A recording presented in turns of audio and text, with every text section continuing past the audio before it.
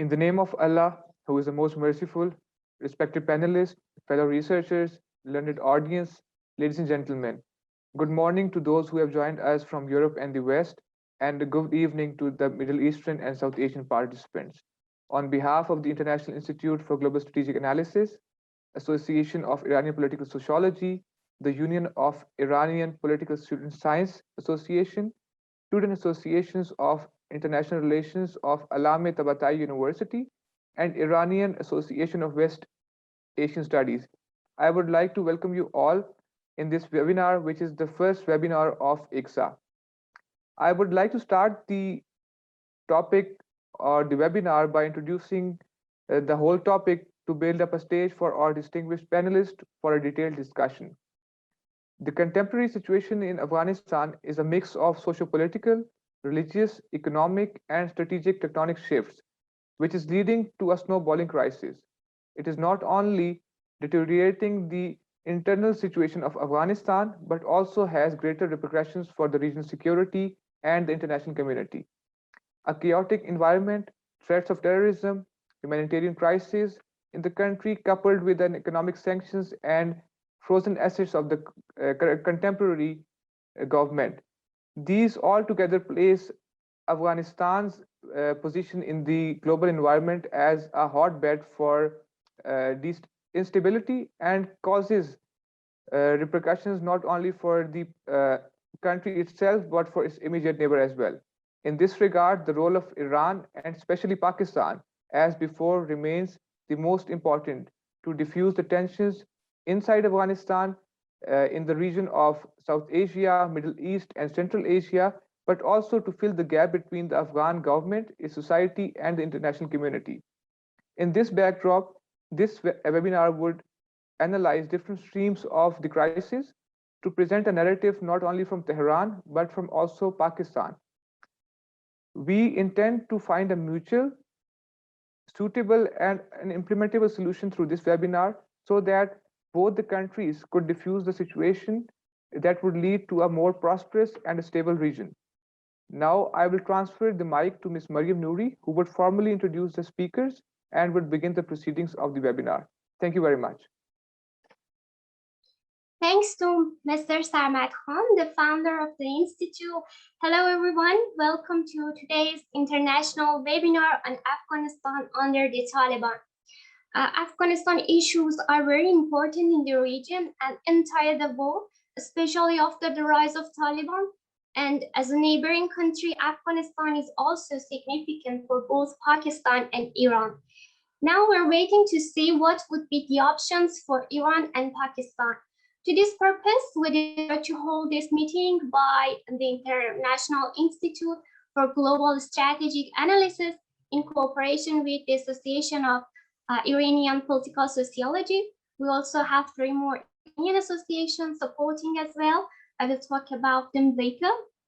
And I'd like to introduce today's speakers.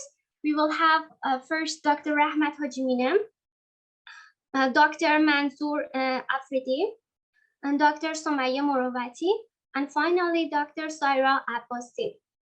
Unfortunately, we would have Dr. Mitra Rahmajat as she is getting COVID, wish her healthy, and also Dr. Mehboob Katir and Dr. Masood Rahman Khatib, as they have some problems. But we will talk about some points of their views later.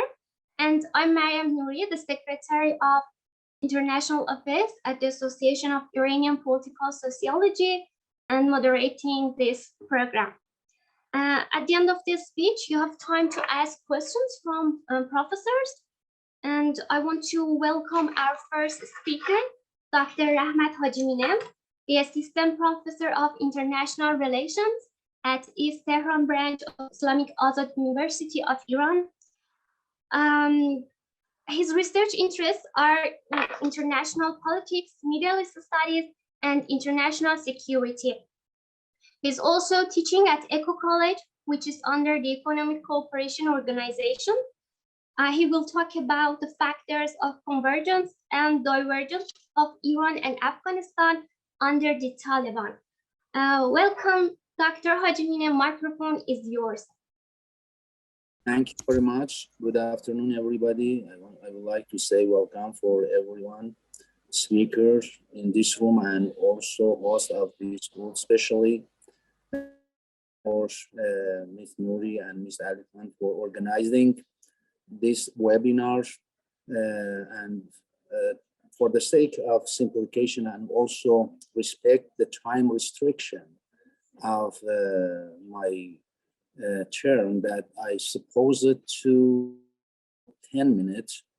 I divided my lecture into the first part, introduction, the second one, discussion about convergent and divergent factor, shape the relations of Afghanistan, and the last one about the conclusion of our argument. So in the introduction, I would like to start with this idea that the return of Taliban rule to Afghanistan has significant consequences for Afghanistan, but also for regional and international players, especially and particularly for neighboring country.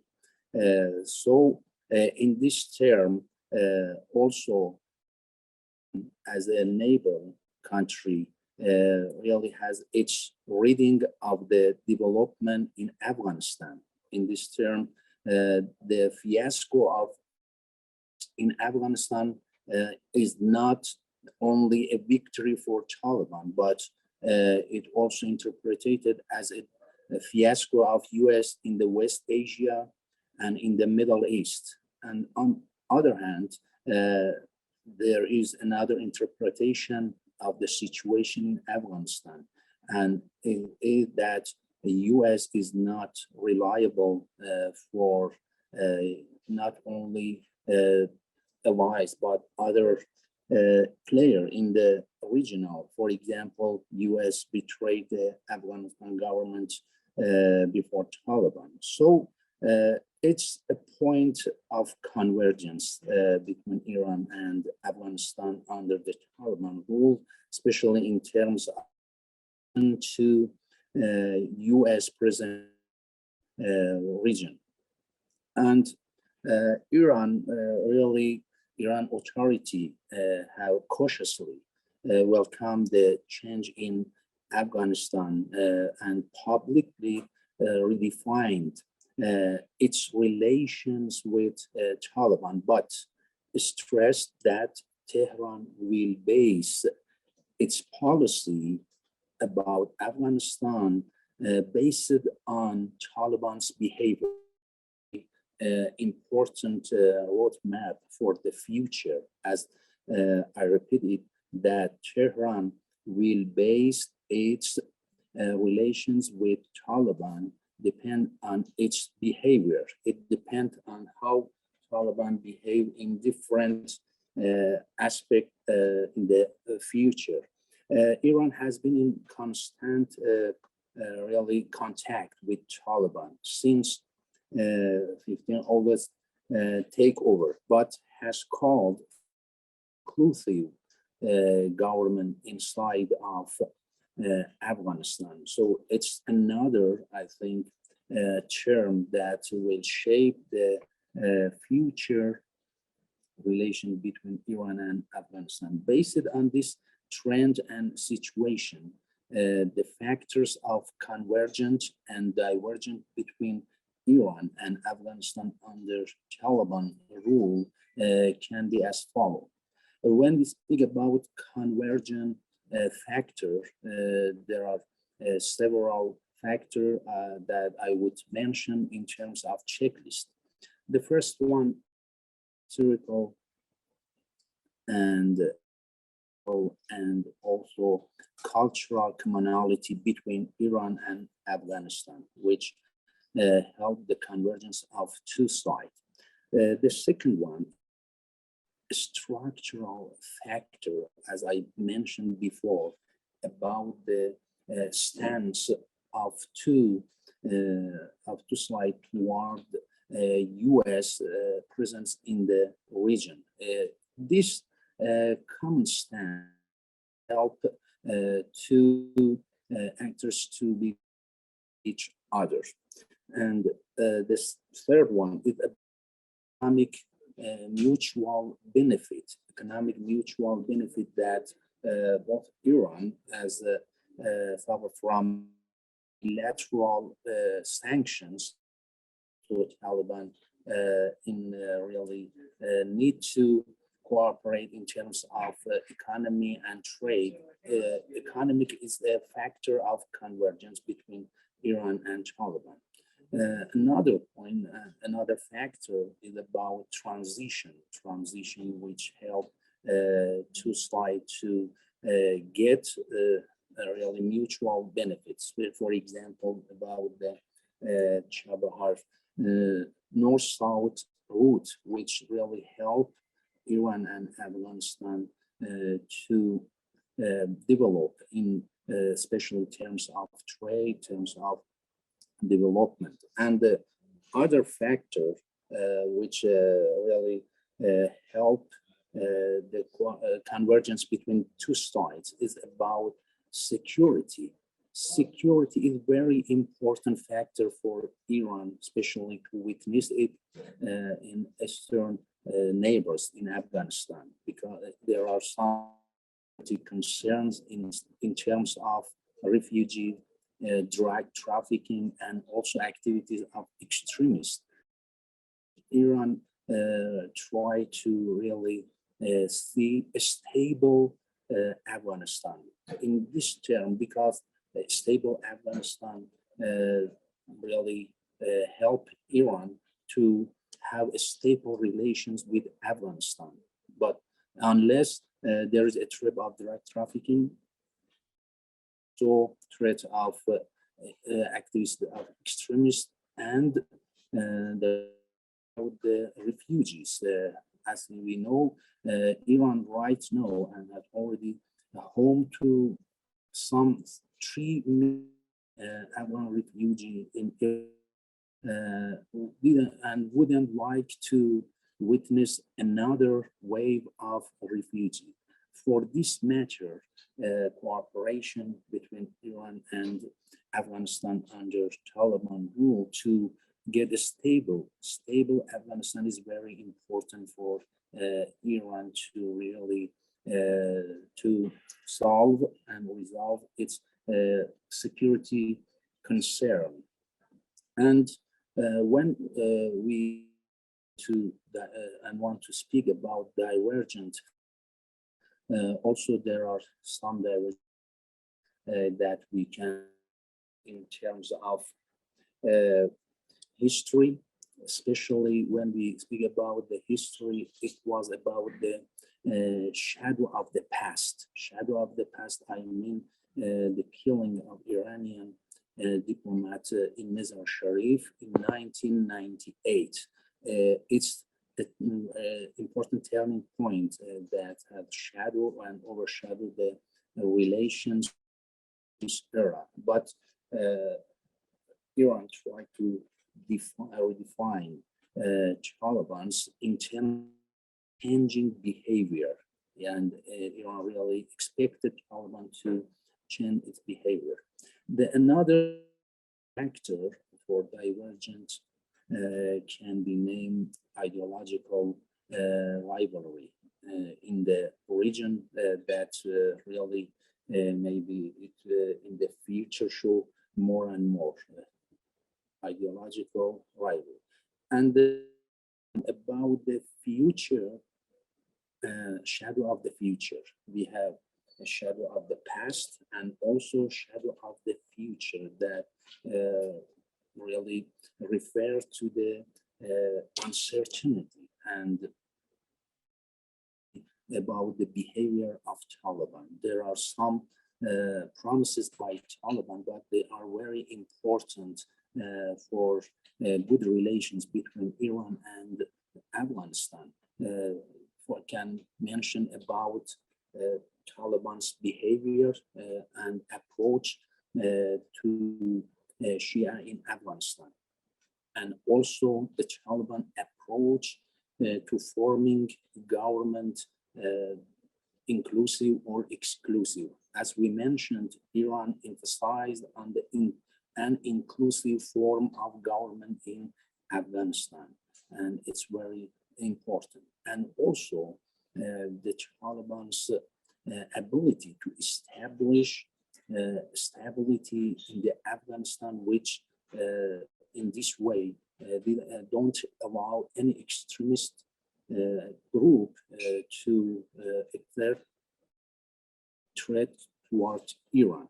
So these factors in terms of convergent and divergent factors which shape Iran, Afghanistan under Taliban relations really changing, and we cannot decide and determine one scenario for the future, but it depends on the behavior of Taliban. So say in the conclusion that Iran hope to benefit from the situation in Afghanistan in terms of changing in behavior of Taliban in 3 or 4 era.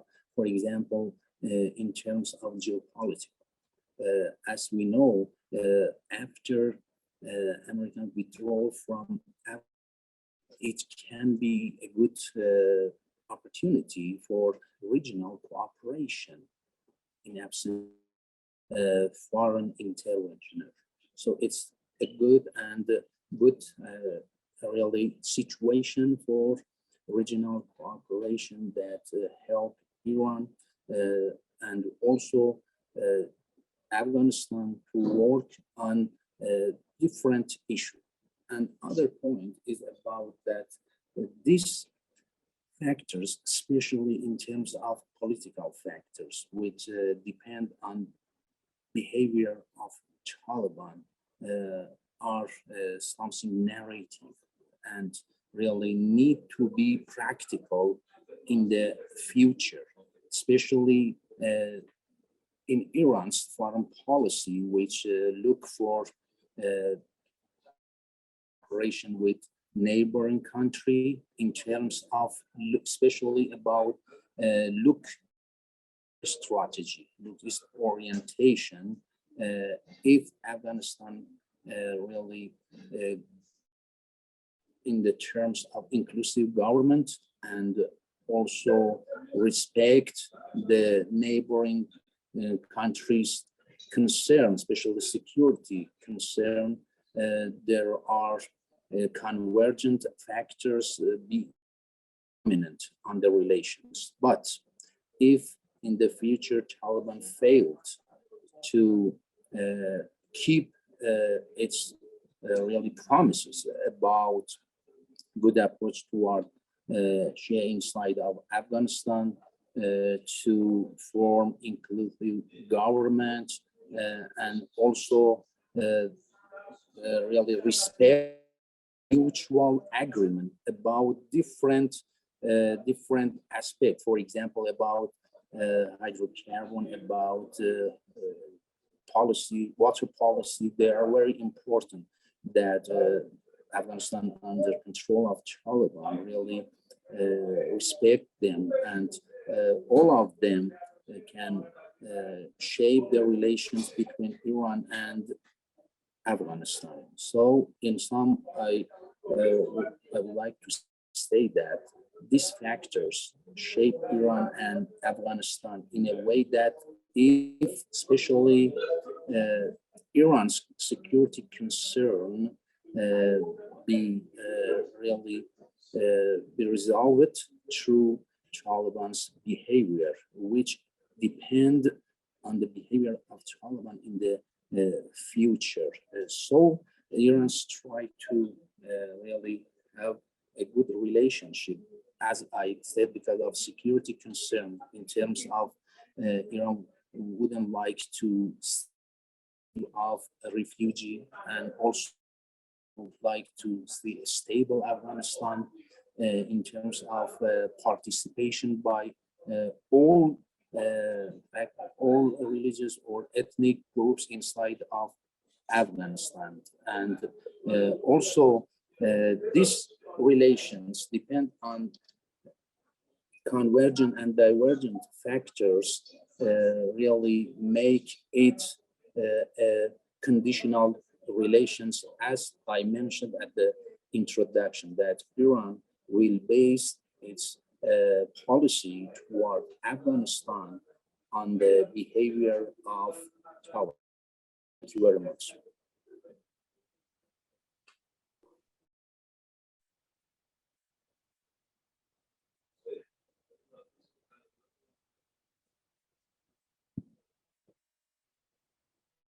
Many thanks to you, Dr. Hajimina.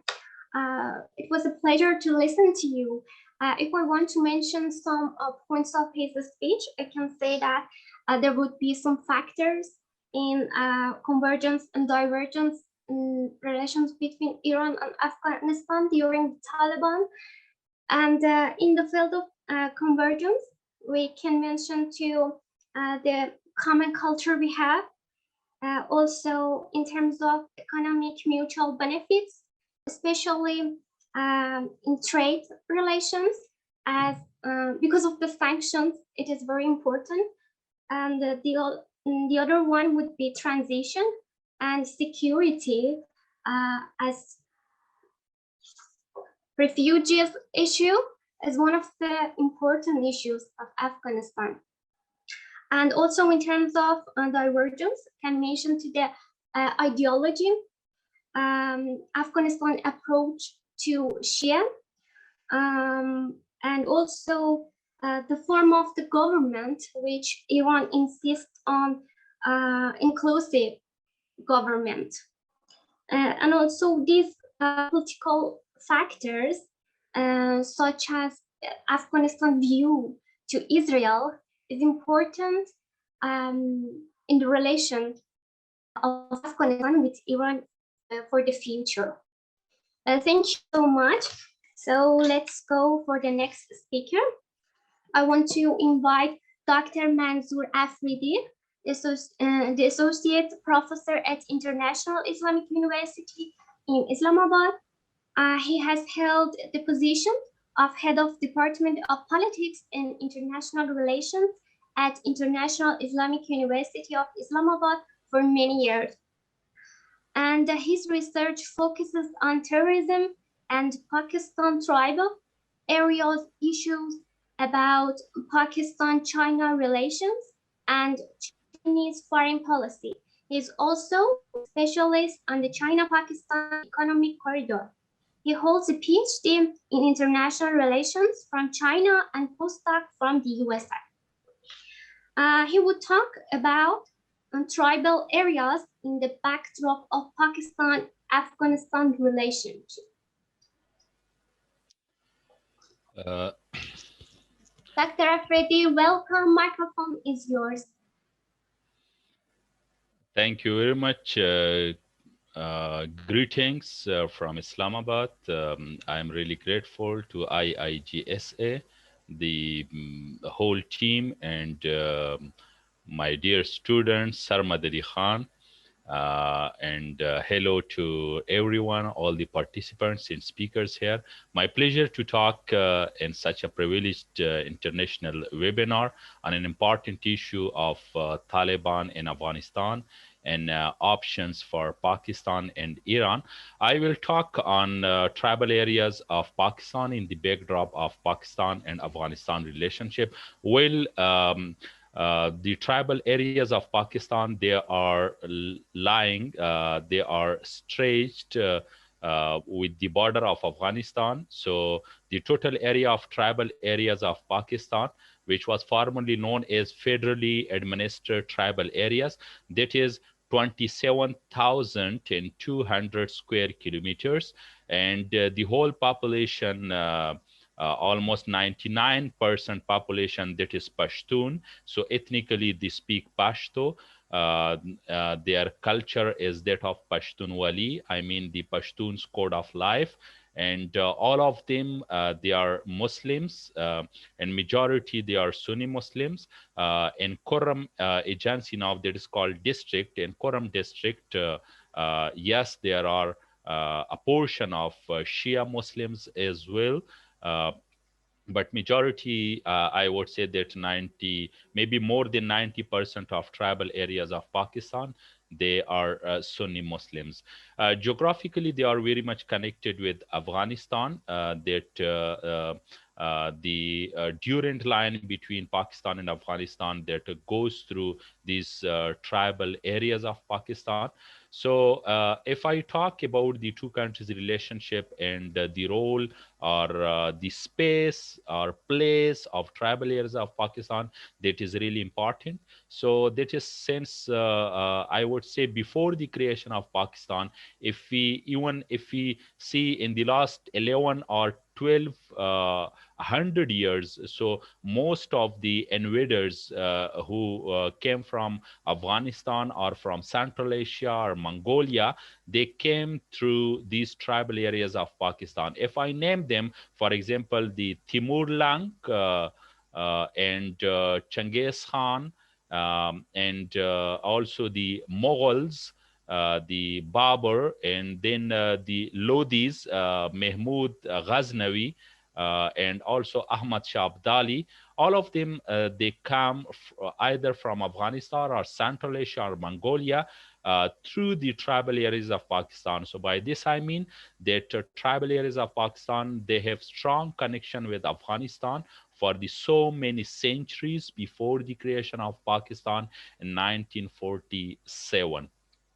If I talk about the similarities, so of course there are many points of similarities between the two countries, especially between the tribal areas of Pakistan and Afghanistan. I mean, the people who live here in tribal areas, they are Pashtuns, and on the other side of Afghanistan, in Paktia and Paktika and Khost and Nangarhar and Kunard and all these areas who are adjacent with tribal areas of Pakistan, they are ethnically Pashtun. So by this I mean that ethnically, by language, by culture, traditions and customs, by the way of life, I mean the code of Pashtunwali, and by religion, they are same, and they are across the border movement. So it is a sense for the last so many centuries. So, and even there are families on the both sides of the borders. They live, I mean, just like Shenwari tribe, Mesud tribe, Wazir tribe, Jadran tribe. So these are Moman tribes.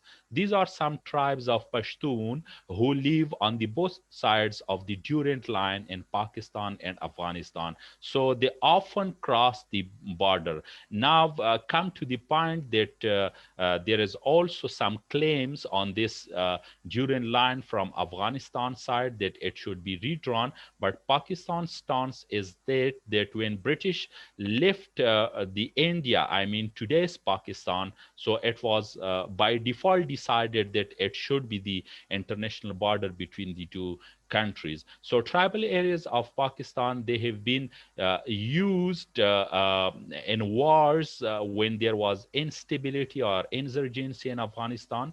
There have been a trade between tribal areas and Afghanistan. Of course, in the Soviet period, when there was Soviet Union in Afghanistan in 1980s, so these tribal areas, they were also used as a launching pad for resistance against the Soviet Union or communist Russia. So I mean that any development in Afghanistan, whether that is positive or negative, it has direct consequences for the tribal areas of Pakistan. If there is prosperity or stability in Afghanistan, no doubt that there would be stability and prosperity in Pakistan's tribal areas. But if there is insurgency and there is uh, chaos, if there is instability, if there is insecurity in Afghanistan, that indeed there will be direct consequences for the Pakistan's tribal areas. And we have witnessed it,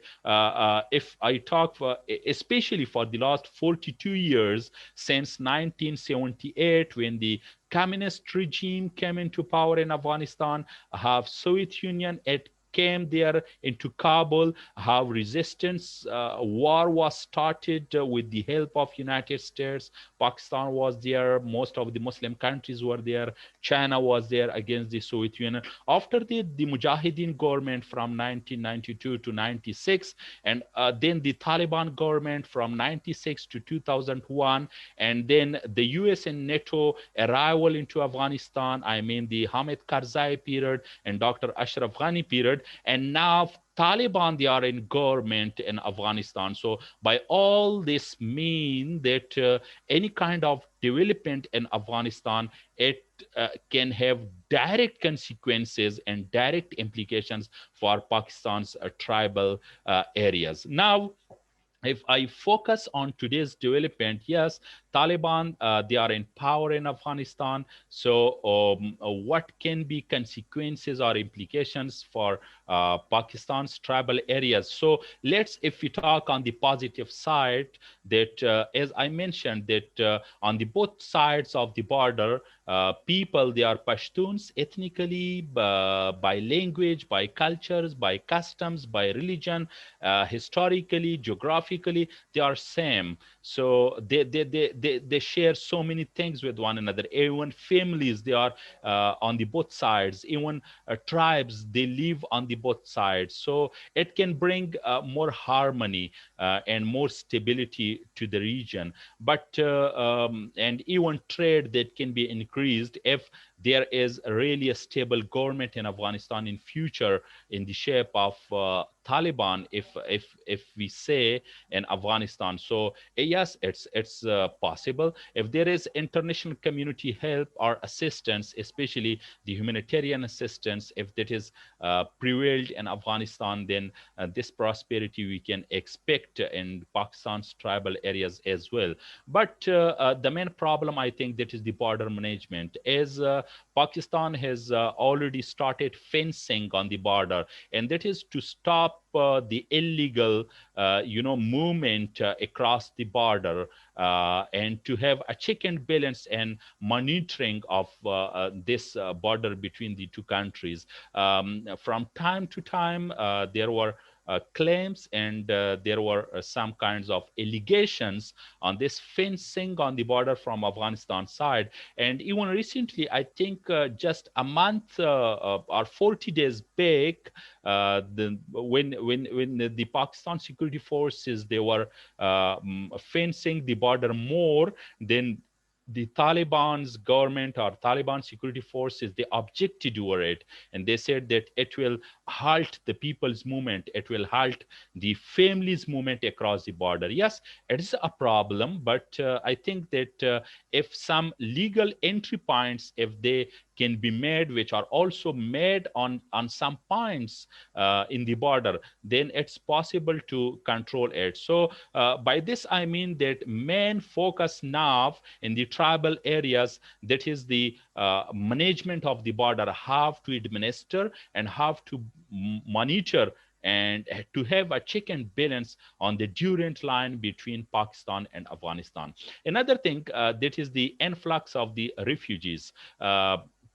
Pakistan has already hosted more than 3 million Afghan refugees, and I belong to a tribal area of Pakistan. I know the ground realities. I know the real picture over there, that even some of my neighbors in the same street where I live, they are Afghans, they are Afghan refugees. So in every street, almost in every street of the tribal area of Pakistan, you will find one or two or three Afghan families as refugees, they live over there. So by this I mean that if there is humanitarian crisis, if there is more and more financial need, and if there is jobs, they are very much scarce and their scarcity. There are less jobs in Afghanistan. So because of this, many people, they want from Afghanistan side, I know them, I mean the ground reality, that they want to cross this border and to come here into Pakistan. And no doubt that the first entry point for them and the first place to leave there, that is the tribal areas of Pakistan, because at Torkham border there is entry point, and also at Ghulam Shah and Waziristan there is, and sometimes even there at Bajawar side there is also. So the Afghan refugees influx is there. Another thing that the illegal, some kinds of smuggling that they need. I mean, they are now, they are faced with the poverty, the Afghan people. So that's why even their children, they want to move into Pakistan to earn their livelihood. So tribal areas of Pakistan, that is the direct victim for this reason. But on the other hand, if international community, it helps also Pakistan's government, that is in the search for more stability in Afghanistan. And especially I would say that the elders of the tribal areas, as on the both sides they are the same people. So from Afghanistan side, the tribal elders, and from Pakistan side, the tribal elders, if they can have frequent gatherings, frequent meetings and jirgas with one another, so of course they can solve so many problems on the people level. I mean, if there is frequent people to people contact, so they can understand each other. So I think that this platform should be used, that not only on the government level but also on the people level, the engagement between the two sides of Pakistan and Afghanistan, it should be more and more. Then of course stability and prosperity, it can we can bring it over here in this region of the Afpak region, on the both sides of the border of Pakistan and Afghanistan. Thank you very much for your attention. Thank you so much, Dr. Manzoor, for your enlightening presentation. What we learned from his speech, if I want to summarize, we learned about the tribal areas, which they have common in religion, customs, and traditions between Iran and Afghanistan, as them are, or some people that are living in front of the border of Pakistan in Afghanistan. So any insecurity over the border of Pakistan by these people may consequent in the insecurity inside the Pakistan. And also he mentioned those refugees, which are more than 3 million people, which Pakistan is host of them in its country, which they are poor people with less job. This also may insecurity inside Pakistan, some problems. Thank you so much. I want to invite the third speaker. I want to welcome Dr. Somaya Morovati, the senior researcher at Scientific Research and Middle East Strategic Studies Center.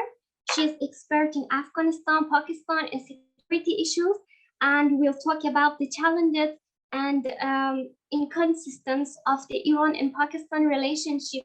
Welcome, Dr. Morovati, and I know that you were sick because of the COVID, unfortunately, but I'm so thankful that you just accepted my invitation.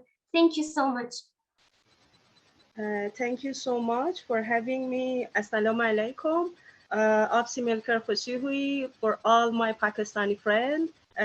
First of all, let me to apologize from my voice. Unfortunately, because of COVID, I'm not really good, but because I confirm as a speaker with Ms. Nouri, I can't wait for this webinar. So let me to speak in a short time and short phrase, and give the time for other speakers. Just try to mention some point about my title until my voice lets me to continue. Uh, as you know about this title, let me to one step back and mention about Iran and Pakistan relation. As you know, we as a two neighbors always around this 5 or 6, more than 5 decades, have a safe relation, not good and not bad, because of different reasons. But the most important thing is Pakistan have a problem with other neighbors, with same as India, Afghanistan, and Iran have a problem with other neighbors, same as uh, Iraq and Afghanistan. So both countries accept the safe line between two countries and accept that we don't have any problem about security in Iran and Pakistan borders.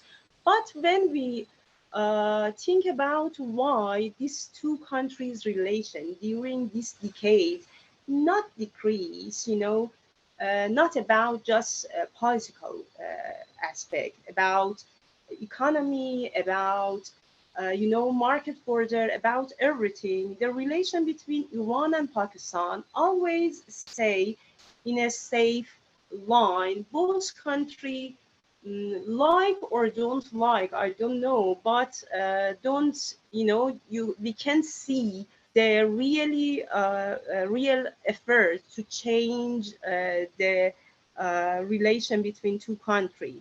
What about I think when we want to speak about Afghanistan as a case study, we can answer some of the question about Iran and Pakistan relation, why they the the line of these two countries relation don't decrease.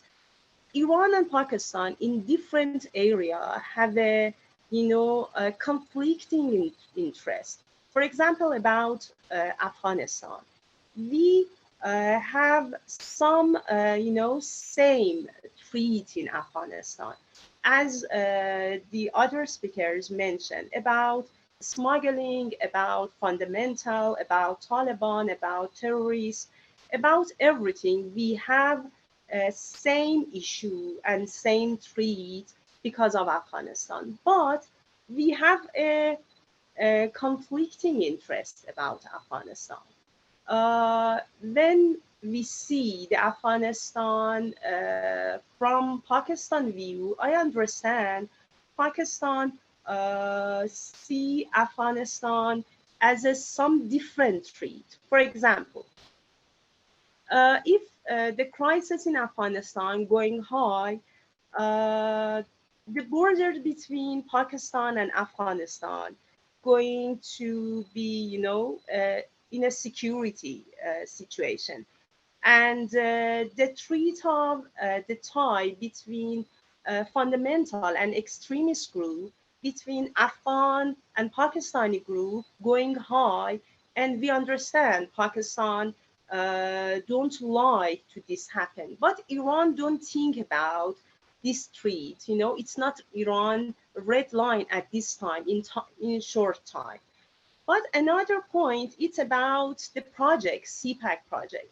If the Afghan borders with Pakistan going insecure, the first aspect and first, consequences for Pakistan, it's to aspect on the CPAC, but Iran don't have in a short time. And the other aspect about Pakistan is Pakistan try to make a relation make a good situation in Afghanistan because of Central Asia. And if Pakistan can access the Central Asia in that time, it's conflicting interest between Iran, So we as Iran and Pakistan, we see Afghanistan in different view. At the same time, we have same threat, as I mentioned, terrorism, Taliban, smuggling, drug or everything, immigration, as the professor mentioned. In Iran, same as Pakistan, we have more than 3 million Afghan immigrants in Iran, and we have a lot of problem with them. Most of them, it's okay, but some of them during, this year, we have a lot of problem to manage the immigrant during the, after the Taliban going to Kabul. And another point about uh, Afghanistan and Iran and Pakistan. It's a scenario. In Iran, I see some of the Iranian politicians speak about. At the same time, when I speak with some of our friends in Pakistan, they think and speak in the same way. To think about the line between China, Pakistan, and Iran, because we have same threat from crisis in Afghanistan.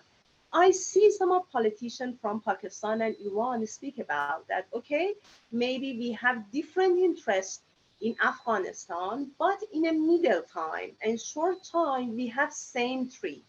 And if the crisis in Afghanistan going high, as you know, the separation between some tribal. You mentioned about Pashtun. Uh, we have another problem with another tribal in a region. It's not important how it is happened. For example, for Pakistan or not, if uh, this situation make Pakistan insecure, you can imagine we have more than 200 kilometers border with Pakistan and Afghanistan in east of Iran. Just imagine if the border between Iran and Pakistan, some of the border, not all of that, be insecure, how the security cost for Iran going high. So in Iran, some of the politicians I see speak about the contract between Iran, Pakistan, and China because of the economy, because of the some project in a region, as Dr. Hajmine mentioned about Chabahar and Gwadar and North and South corridor, or other speakers mentioned about the CPAC or immigration or other projects in a region. If the crisis going high, these three countries have paid a lot of cost. So I think we have, in short time, we have same interest to manage the crisis in Afghanistan. But as I mentioned about the middle term and long term, Iran and Pakistan just in some point have a same and common interest in Afghanistan.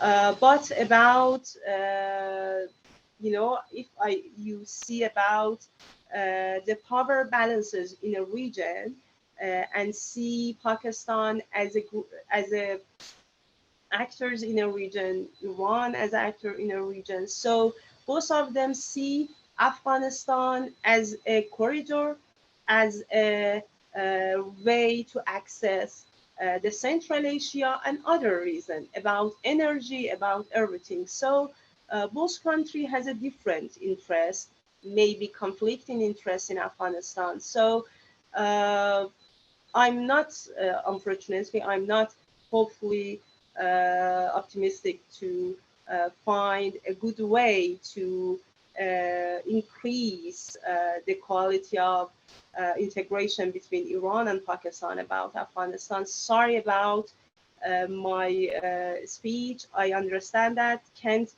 concentrate on the topic, but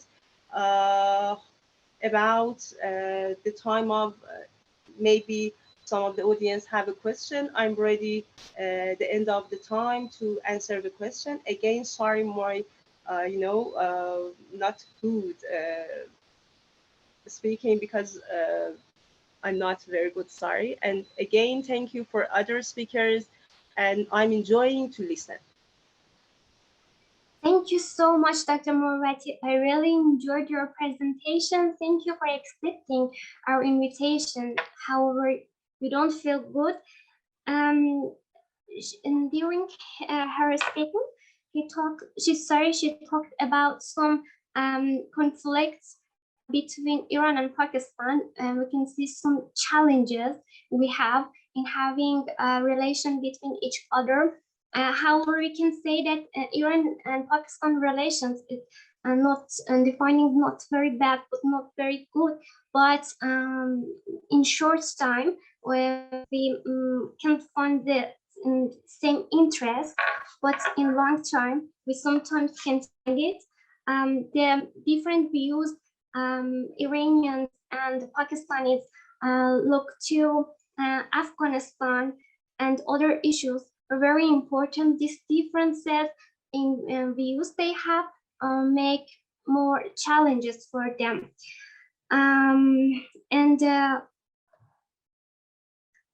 Yes, just this.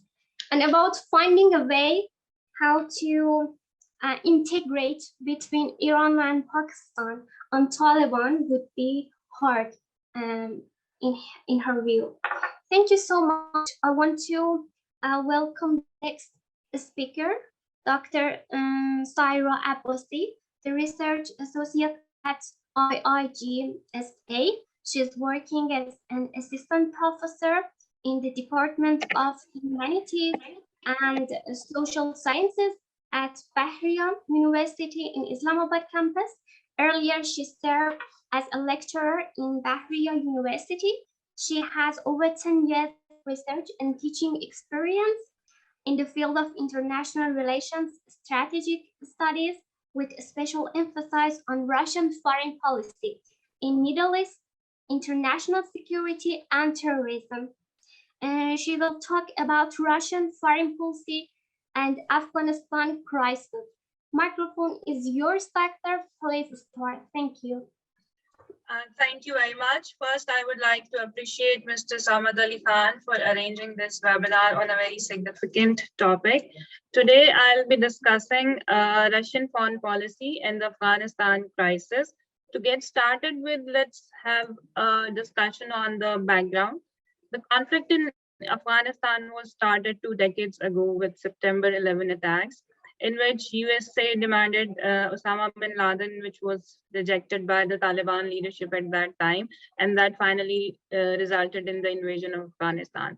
Talibans were removed from power and scattered around the country, and according to an estimate, approximately $2.26 trillion were spent as the cost of war by the United States of America. Moreover, United States has also bear the casualty of its military personnel, which were, according to another estimate, is 2,400. This loss of life results in the public fatigue within the United States of America, and over 40,000 Afghan casualties were the result of this war. After all this has been done by the USA, the peace deal was signed between the Taliban and the Donald Trump regime in the United States of America last year. And the most interesting thing is the fall of the Kabul, which was mistakenly expected by the US officials, that the fall would be after 6 months of the withdrawal of the United States. But it happened so faster, which resulted in the chaotic situation in the Afghanistan. This hasty withdrawal of the United States of America has resulted in a very chaotic situation for the Afghanistani people and for the regional people also, because that could have the spillover effect to the regional states.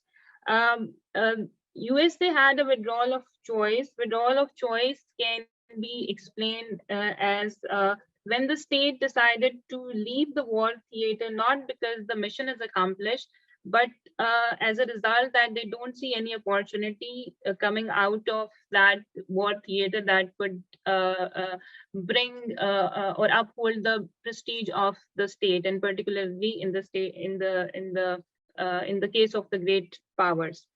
After 20 years, the United States concluded to adopt the policy of limited involvement in accordance with the stakes in Afghanistan, because they did not see any more positive things that could bring in their favor to strengthen their unilateralism in the world or the region, which is declining. So they think that they should have adopted the policy of limited involvement in the Afghanistan, because they feel that the presence would not lead to any victory, or nor it would bring any peace. So they relied on a policy of limited involvement. This has questioned the US strategic stability and reliability. Strategic stability in the sense that United States had misjudged the timing of the fall of the Kabul, which was very well observed by their allies around the world, and there is a kind of a mistrust and unreliability among their friends and alliances that they would not be able to bring anything for the good of their alliances, because the United States have this history of abandoning their alliances. There are some lessons for the United States of America. One is, of course, that prolonged war could not bring anything. The use of force could not bring anything. You have to win the hearts and minds of the people, and if you have to deal with the terrorism, you have to address the political circumstances and situation of the states. Then it can be understood in another way that the United States, very much inconsistent with the operational realism, they have adopted this thing that what is not achievable in a given situation, then you should not use your military options, and you should follow up with another kind of option, and better is to leave the war theater. Moving towards the Russian response to the withdrawal, US withdrawal, Russian Federation had been very cautiously watching and observing the whole situation, and their behavior could be termed as cautious optimism and more mired wait and see approach. Afghanistan's political order has been readjusting under Taliban. This is what Russians' perspective is, in which Russia is seeking an outsized role in the process. For that matter, they would be more inclined towards engaging with Taliban in multinational diplomatic efforts, particularly in the non-Western venues. Maybe SCO or CSTO, because more due to the geographical proximity to the Central Asian states, which is the immediate periphery of the Russian Federation. Moreover, they would be engaging the regional states such as India and Pakistan, and they had been doing that, which is the latest iteration of its balancing strategy towards South Asian region. Moreover, if we have to see the Russian policy towards Afghanistan, we can see that Russian foreign policy is embedded into two key areas. If we have to understand generally the Russian foreign policy, one is the systemic changes at the world stage, and second is the assertion at the regional level. Russia is very much, if you see the foreign policy concept of the Russian Federation and national security strategy of the Russian Federation, you can analyze that they are very mindful of the changing circumstances of the international order, and they believe and they promote that the world is under the transformation. In terms of that, there is a decline in the existing world order. And they have adopted the revisionist posture in this matter, and they kind of trying to improve and trying to indulge in such activities where they could indulge in the formation of the multipolar or polycentric international order. The regionalization of Russian foreign policy can be understood in that way, that they seek a prominent role in the post-US security architecture in the South Asian area well as in the Central Asian region. They are more concerned about the Central Asian region as compared to the South Asian region, because they believe that the United States of America would be taking or carrying out such policies to weaken the Russian Federation. Russia views the withdrawal of the USA and NATO forces from Afghanistan as a major setback, and they according to their perspective, they believe that this is actually an indication of the progressive weakening of the Western alliance, and another indication is the decline of the American hegemony, not only from the region but from the world at large. In Afghanistan and beyond, they believe that the stage now belongs to the China, Russia, and relative regional actors. The extent of Russia-Pakistan coordination has broadened in 2016, when the Russian Federation has formed a trilateral forum in which the Russia, China, and Pakistan were indulged in talks, excluding the United States of America and even excluding the American-backed government at that time of Afghanistan. Then Moscow also had a peace format in 2017 where they engaged Pakistan, and for that matter, the US was also very much critical about it, and Pakistan had been very openly defending the Moscow stance towards the peace talks. Moreover, the three major foreign policy goals of Russian Federation can be seen in Afghanistan. If we have to look the Russian foreign policy in Afghanistan in a more holistic way, then three indicators or three major factors or goals can be identified. One is to contain the spillover effect of Afghanistan, Afghanistan's instability towards, again, the region that are important for the Russian Federation. And second is to deal with transnational terrorist groups, again, because of the spillover effect, that is Al-Qaeda and ISIS. And third is to curb the drug trafficking originating in Afghanistan. Moreover, we can see the change in attitude towards Taliban over the years if we have to analyze a little background of the Russian Federation. In 2003, the Taliban were banned as terrorist organization. Nevertheless, Russian began to talk to Taliban at first covertly, and gradually they have decided to talk. So moving towards the concluding remarks, Moscow refrained itself from commenting on the domestic situation in Afghanistan. However, amid the chaotic situation of the country, it took a more critical stance, which showed its concerns about the security risks. Although the Russian Federation has not recognized Taliban as legitimate government of Afghanistan, but Russian embassy is operational in Afghanistan, and Afghanistan also has an embassy in Russian Federation. However, Russia believes that amid the changing international order and the old pattern of alliances would be proved as ineffective. Hence, it would be seeking to develop new partnership and alignments in different regions of the world, because Russia has adopted a more assertive policy, and for the assertion at the world stage, it has to ensure that its relevance in the different regions of the world, and South Asia is in other region, maybe not very much in the priority list of the Russian Federation, but due to various factors that has been discussed, the foreign policy goals, it would be an important situation where Russia has to be very, very vigilant about it. Thank you very much, everybody.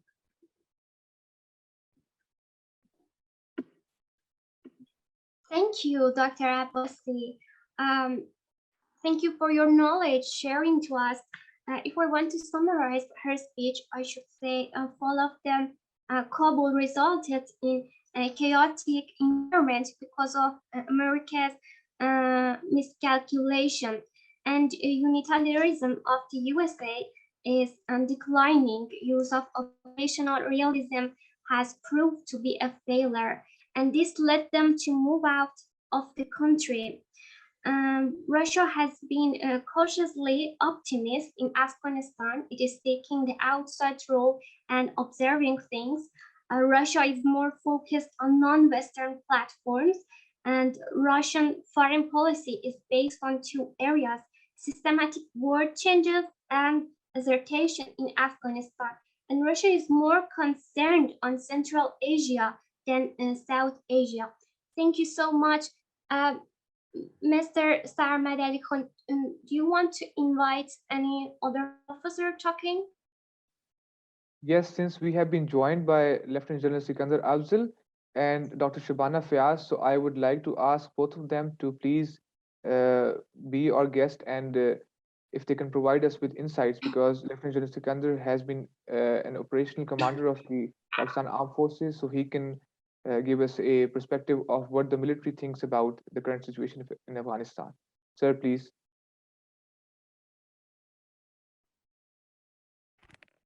Thank you, Sarmad, very much. That is called catching me unawares.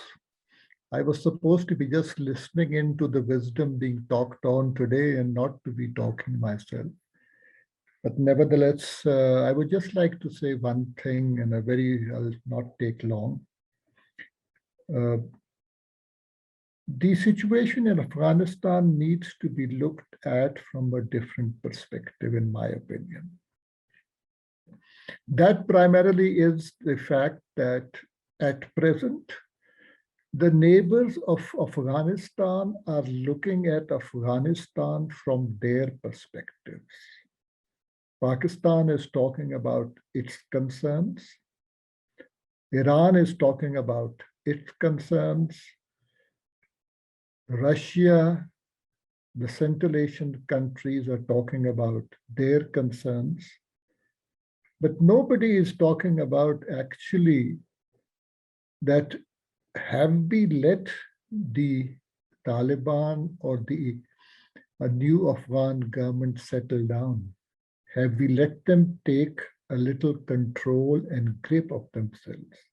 We are expecting the new government, which on one side is fighting hunger, on the other side is trying to reorganize and establish itself, to be acting, behaving, doing exactly like governments which have been there for centuries and countries which have been there for centuries behave in a very, very democratic or effective manner. Yes, there are problems. And what the neighbors of Afghanistan have to ensure is that we do not let those problems, and we take measures that those problems do not affect us. We have the capability, we have the wherewithal, we can do it. We should not leave it to the Afghans to ensure, for example, that people do not cross over the borders. They have given that commitment. Pakistan needs to strengthen the borders. And problems do not come only from Afghanistan, problems come from other countries also. So if we are not able to control our own borders, we should not be expecting them to be doing our job. They have issues. It is a landlocked country. It has to depend upon how and what the neighbors allow to reach to Afghanistan.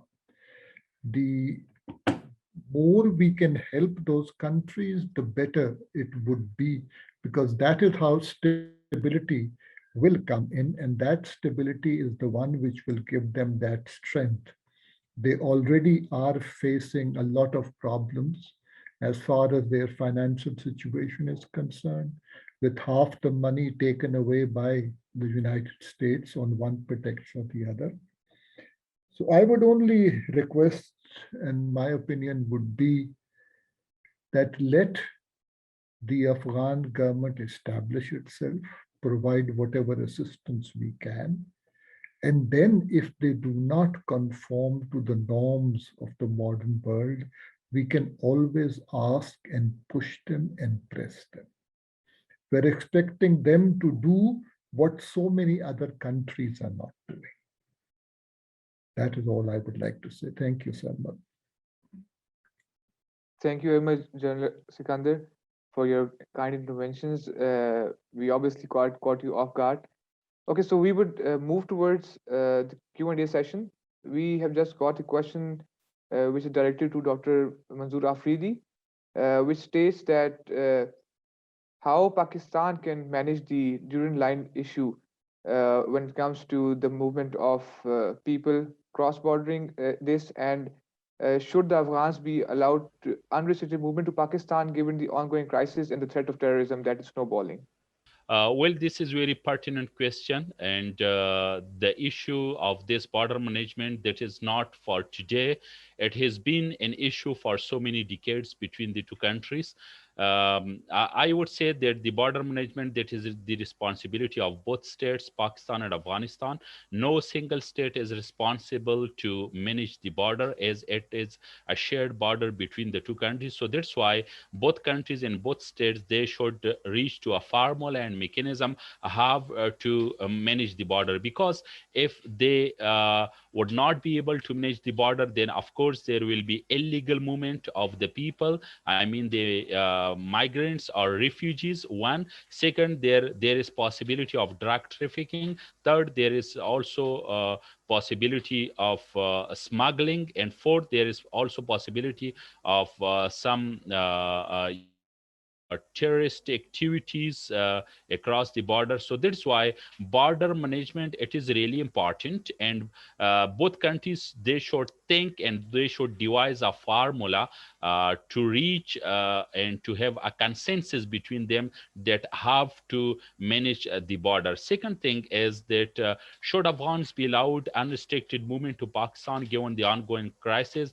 Well, I don't think so. There is a mechanism for every movement in all countries of the world. So here, in the case of Pakistan and Afghanistan, I think it's not the feasible solution that the Afghans should be allowed to have free movement across the border. Then, of course, there can be such kind of people or some elements that they can disturb the relationship between the two countries. But some legal points, they are already there between the two countries, and if there is need, then these legal points, I mean the entry points, they should be increased between the two countries. And the check and balance are to have real checking of the people who cross the border. They should be managed by both countries. I mean the Afghan security forces and the Pakistan security forces.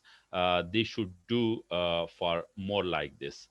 I think there is another question that the solution of countering terrorism through fencing the border. But if fencing is the only solution, then why Iran in the last 20 years didn't experience any terrorist attack from Afghan side, given there is no fence along the Afghan-Iran border? What makes Pak-Afghan border distinct? Um, well, I don't say that it is the only solution, the fencing of the border, but I say that it may be one of the solutions to restrict such movements. Yes, the border between Afghanistan and Iran, that is not the fenced one. But if we see, Pakistan played a frontline state role in the war on terror. Second, the Tehrik-e-Taliban Pakistan, that was there in the mainly in the Pakistan's tribal areas. So there was a crackdown or military operations against them. Third, there is so many linkages between the two people on the both sides of Pakistan and Afghanistan. So that's why the border between Pakistan and Afghanistan, which is Durand line, that has been most affected as compared to the border between Pakistan and Iran. And another thing, historically, if we see this border between Pakistan and Afghanistan, that has been a passage away for the two people, and particularly for Afghans to enter into Afghanistan as compared to Iran. I think the Iran-Afghan border, that was most of the times restricted, but the border between Pakistan and Afghanistan that has been used very much, very frequently. So that's why it is difficult, and I would say impossible just to restrict it in a concrete way. So we can't, I mean, both countries, Pakistan and Afghanistan, they can't close the border. There should have and there are some entry points, some exit points, and if there is a need, these points should be increased legally, and the border management, that should be the responsibility of both countries. Thank you. Munib, can you please unmute Journalist Sikandar? Thank you, Sarmat. I would reinforce Dr. Afridi's remarks, and I would like to just point out and let others know. As far as the border between Afghanistan and Iran is concerned, for those who are not aware, Iran has dug a ditch. When I say a ditch, it actually is a canal. It is 20 feet wide, and it stretches from all along the border with Afghanistan from the north till the south, where it joins the border with Pakistan. And that similar ditch continues from the on the Iranian side along the border with Pakistan right up to the Arabian Sea. This ditch on the Iranian side has high embankments, and it is on these embankments that the Iranian border guards maintain their observation post from where they look out. The observation posts, as far as on the Pakistan side, till last 2 years ago, till the fence started, were miles apart. There were complete valleys, there were complete hills, which were not being watched. On the Iranian side, the border posts are located at a distance of 500 yards from each other. So the whole border is very, very intimately, closely bordered and monitored. And therefore, the crossing or illegal crossings and movement across the border between Afghanistan and Iran is totally controlled. In the last 3 months, for those who are not aware of, according to United Nations refugees body, Iran has deported back to Afghanistan over 1 million Iranian Afghans who had crossed illegally. So, I mean, this thing will continue wherever you have porous borders, wherever you have close family members living. This thing existed and happened also on the India-Pakistan border till the Indians put up their fence. It happens even now, crossings on the India-Pakistan border, when the Indians allow the gates to be opened and people from the Indian side to cross into Pakistan, because they control the entry and exit across the border. So this is not something which is unique between Pakistan and Afghanistan or in this region. Is this not happening all over Europe also? Have not countries in Eastern Europe set up fences in order to ensure that the new influx of refugees not come in? So these things will happen, and other states have to take cognizance for their own protection. That is all I wanted to say. Thank you. Thank you very much, Journalist Sikandar. I have a question for Dr. Rahmat and Dr. Sumai, that when it comes to the counterterrorism scenario in Afghanistan, and you see both Iran and Pakistan are the affectees of terrorism. So do you think the new government in Afghanistan has somehow changed the policy of Iran towards the border crossing and also the influx of people in Iran when it comes to terrorism? Because when Kulbhushan Jadhav was caught in Pakistan, so the links were directly traced to the Iranian communication channels. So how do you see that in coming future, this threat of terrorism, especially when it comes to TTP, Al-Qaeda and ISKP, it would not snowball in the region? Dr. Samai, can you unmute yourself? Sorry, I think the first of all you asked from Dr. Hajmine. Because of that, I keep silent. As I remember, you asked about the border between Iran and Afghanistan, an immigrant. Yeah, would Yes. you repeat the question? My question is that the threat of terrorism in the region that has been affecting both Iran and Pakistan, because people from Afghanistan, they have crossed into Iran, and also the sleeper cells that were found operating in Afghanistan and Iran, they had directly conducted terrorism inside Pakistan. So do you think that in this situation of crisis, this threat will snowball? Let me to answer your question in this way. As a